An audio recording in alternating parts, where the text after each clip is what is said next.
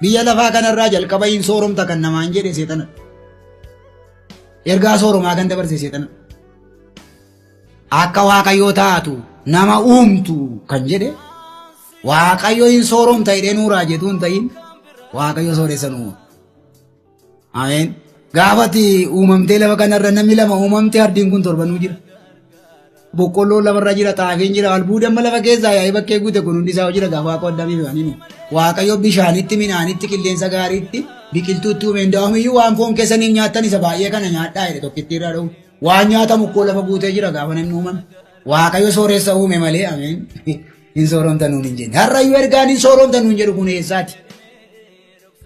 Burqaan hin sooromta jedhee jalqaba dubbate seexanadha. Waaqayyo nama sooromsa eeyyee. Waaqayyo mana namatti ijaara eeyyee. Garuu waaqayyo silumayyuu sooressa nuumi harkaan miila nuu kenne, sammuu nuu kenne. Hojjedhu siin eebbisaa jedhe malee waaqarraan gadi buusan jedhe.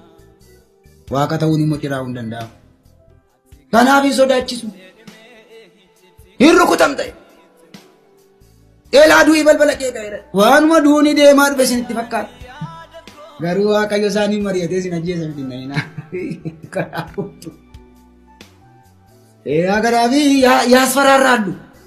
Amma kunoo birrii kiisii kee keessaa ol fuutee tokkoo isaa hambifnaan abiddi waaqayyoo si dhaa'e.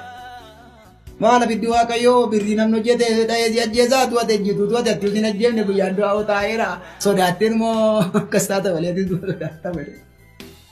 Yaasfaraarraallu sodaatti. Eelaa allaatti du'a sitti adeemaa jira. Ati morma du'a sodaatta waan ta'eef yeroo ati kaati sagantaa keessaa qajeeltu eelaa saree maraatu karaa sitti dhufaa deebi'e. Saree maraatuun si'aa nyaatu hidhii deemi. Yoo hin ati mucaatu mana barumsaatii galee mana qullutti kolfamee ala taata. Yoo immoo rakkoo itti baate yoo immoo si dhukkubayyuu ta'a. Garuu saree maraatuun si nyaata deebii taa'ee siin jedha. Baay'een deegaa kun. Waaqayyo saree maraatuun namatti ergaa. Si sodaachisu gaa. Namoonni birrii kuma kudhan kaffaltan as baay'inaan namni birrii kudhan kaffaltu as ba'uu didde gaaf tokko. Jennaani takka kadhatee namni as ba'uu dinnaan inni oo jedhee jennaan waaqayyoo dheekkamuuf hin dheekkamtaa waaqayyoo maaloo araara kadhadhaa waaqayyoo dheekkamuuf gatii isin birrii kennuu diddan jedhu. Attam jennaan wayyoo haadharraa ajjeeftee ijoollee bakkeettan biftaa maaloo yaa waaqayyo gaafa dubartoonni lama utaaltee achi as baate.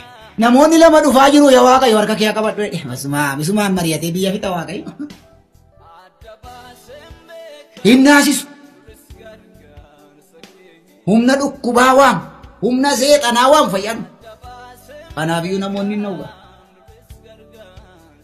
Yaasfaraarraallu hizbiin dishamaa ነው የሚያደርጉ laphee namaa kanaan qabatu. Kanaafi namni naggeeffata gaalgora hinduutatti hin jedhamu akkas taate kana gootennaan kana taata gatii jedhamu. Kanaafuu bakka duddoo sana hin dhaqiin dhattee kana saree si nyaatti siin jechuurra idduma sagalee waaqoo sitti lallabamee jireenyi si jira yesuusii naman siin jedhani wayyuu. Kana jedhattee rifataa buluu keerraan daa'amatii saree maraatu si nyaata siin jedhame taanaan galtee halkan saree maraatuun si rakkisaa buluu dandeessi sammuun kee seediin kee